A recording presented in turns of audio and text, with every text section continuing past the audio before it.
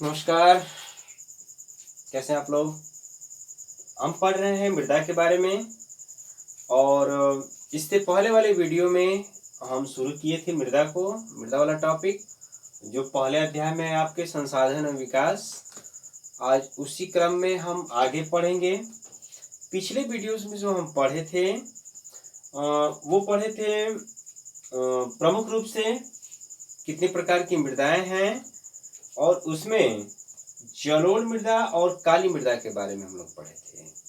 आज जो हम लोग पढ़ेंगे उसमें पढ़ेंगे लाल और पीली मृदा, लैटराइट मृदा, मरुस्थलीय मृदा और पर्वतीय वन मृदा के बारे में।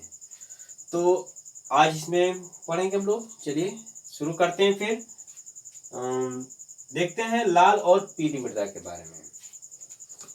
जो लाल और पीली मृदा है इसको हमने यहाँ दिखाया है, ठीक है, रेड कलर से यहाँ पे दिखाया गया है। इसका जो विस्तार है दक्कन पठार के पूर्वी और दक्षिणी हिस्से में है।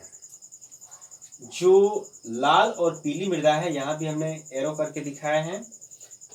इसका विस्तार पूर्व की ओर दक्कन पठार के यहाँ तक इस प्रकार फैली हुई है, पश्चिम बंगाल तक, इधर पूर्व उड़ीसा तक, ठीक है।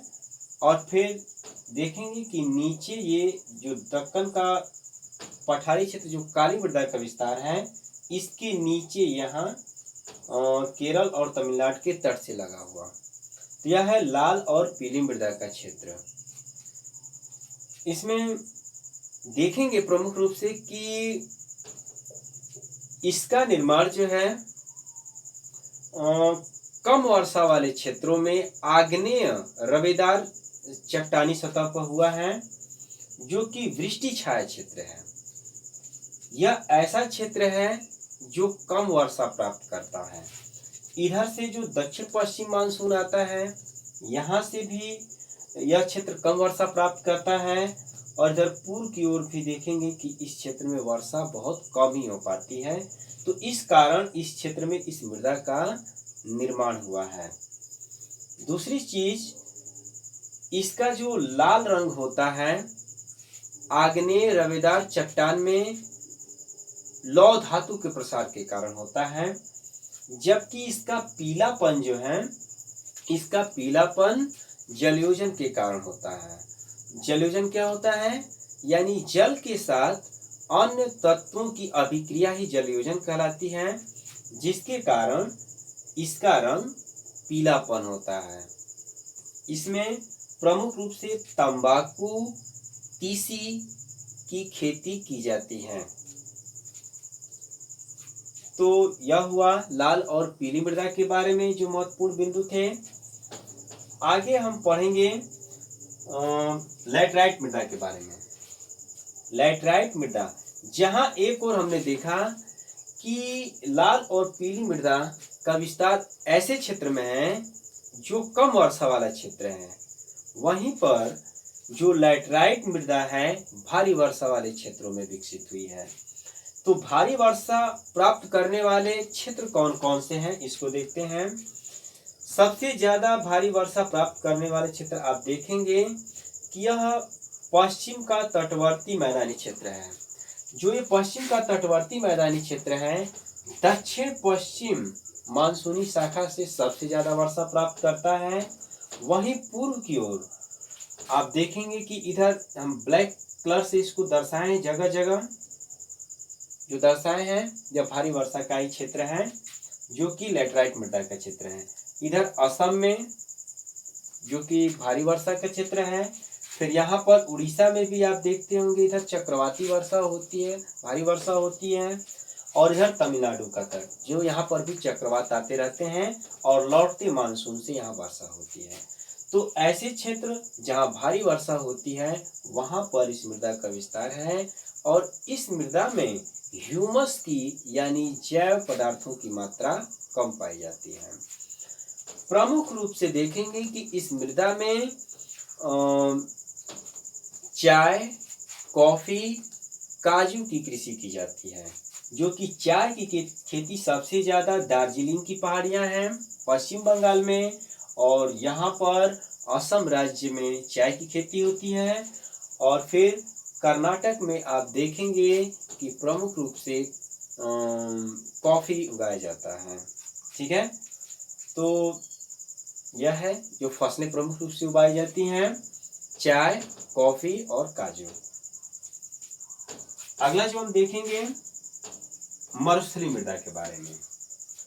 मरुस्थलीय मृदा का रंग लाल या भूरा होता है और इसका विस्तार प्रमुख रूप से सबसे ज्यादा देखेंगे कि राजस्थान क्षेत्र में है, जो यहाँ आप मैप में देख सकते हैं। यहाँ पर बीच में काली मृदा का थोड़ा सा क्षेत्र है।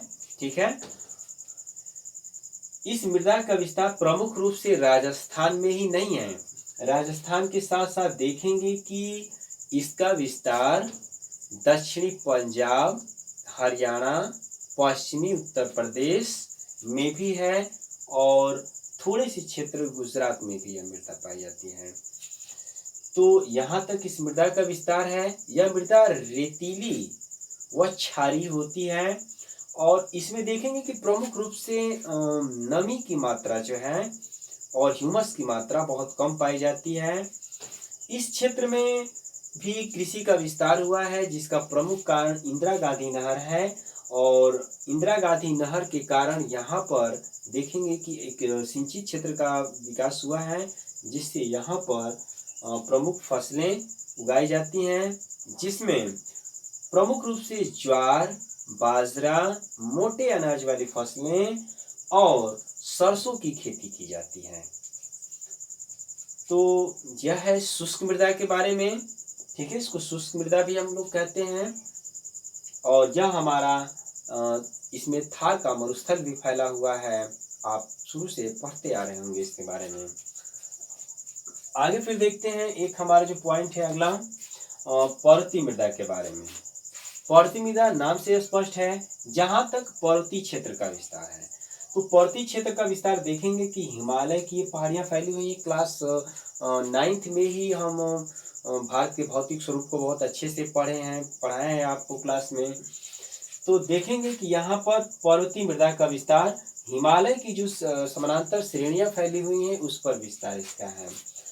इसको वन मृदा भी कहते हैं और इसमें देखेंगे कि भारी वर्षा वाले सघन वन पाए जाते हैं। तो पर्वतीय मृदा के बारे में यह है कि इसका फैलाव पश्चिम में कश्मीर से लेकर यहाँ पर नंगा पर्वत है।